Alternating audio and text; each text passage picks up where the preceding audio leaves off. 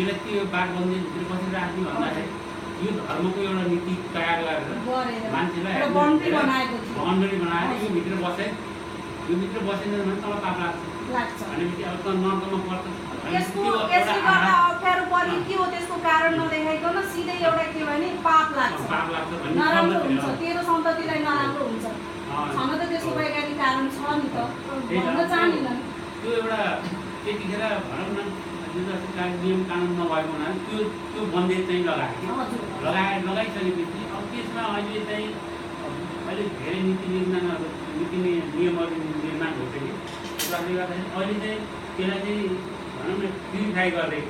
कसरी हुन्छ अहिले सहज बनाउने मान्छेले प्रयोग गर्दाखेरि कसरी हुन्छ सहज गर्नु भनेर अहिले चाहिँ त्यसलाई चाहिँ मोटिभेसन गरे होइन त्यसलाई कसरी हुन्छ लिएर जाने त्यो गरिरहेको जस्तै अब हिजोको संस्कारमा अब जस्तै एउटा भनौँ कुनै एउटा समुदायमा अब बिहा गर्दाखेरि अब यति रोटी चाहिन्छ यति चाहिन्छ यति रक्सी चाहिन्छ यति चाहिन्छ भनिदियो भने अहिले त्यो पटाएर यस्तो सामान्य भए पनि हुन्छ भने यतातिर उसलाई त सहज भयो नि त होइन जुन बिहा गर्ने र के गर्ने उसलाई सहज भयो र त्यस्तै कुनै अब अवस्थामा जस्तै अब मान्छे मऱ्यो भने अब के अरे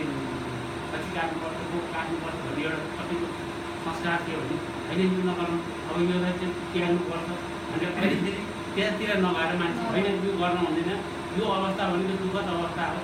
यो बेलामा हामीले यो काम गर्नुहुन्न यसलाई चाहिँ छोड्नुपर्छ हाम्रो धर्ममा भयो भने छोड्नुपर्छ भनेर त्यसलाई परिमार्जन गरे होइन त्यसरी परिमार्जन गर्दै अहिले चाहिँ अब धर्म चाहिँ अलिकति